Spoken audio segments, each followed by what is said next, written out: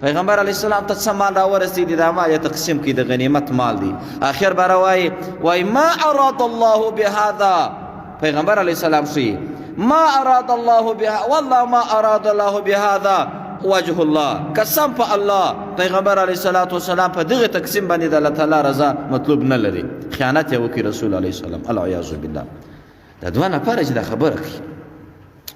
عبدالله بن مسعود وایي ته خپله اندازه ولګوه چې ستا مخ ته ستا د محبوب غیبت کیږي